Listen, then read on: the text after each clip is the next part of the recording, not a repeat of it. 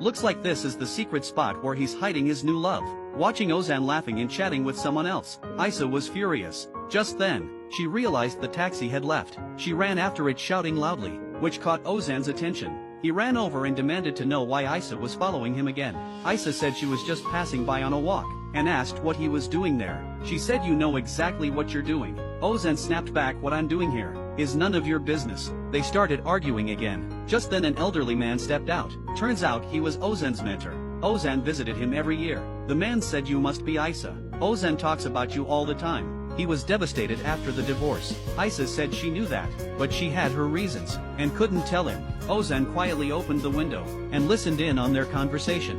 Later that night Ozan tried to have a real talk with Isa, but Isa didn't want to say anything. When he saw her shivering from the cold, Ozan offered to grab her a jacket.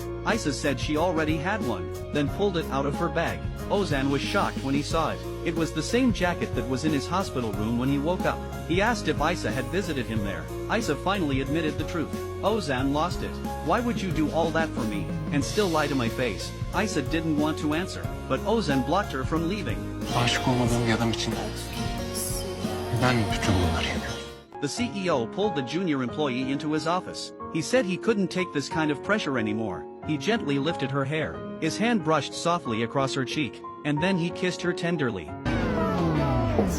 As expected, she was still lost in her daydreams. Just last night, Ozan pressed Aisha for answers. He wanted to know why she did so much for him. Aisha avoided the question again, making an excuse about too many bugs around. On the way back, Ozan decided to play a little game of his own. He stopped the car near a small grove, and said she wouldn't be going home today, unless she gave him a clear answer. Then he stepped out of the car. Aisha was so angry she called him impossible. No matter how many times she honked the horn, Ozan wouldn't budge. Seeing him so determined, she finally got out of the car. Ozan asked why she had been following him. At first Aisha tried to deny it, but when she saw how serious he was, she could only answer honestly, "I thought you were going on a date with Kagla." Ozan laughed and said, "What about what happened at the hospital? Do you have nothing to say about that? You were holding her hand so tightly." Aisha said, "I've already said what I needed to say.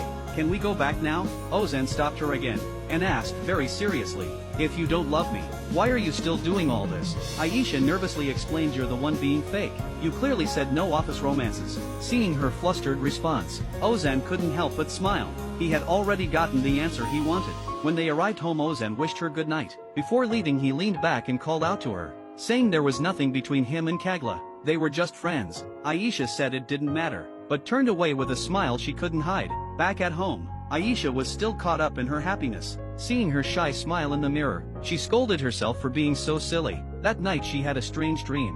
She covered her mouth in disbelief. What was happening to her?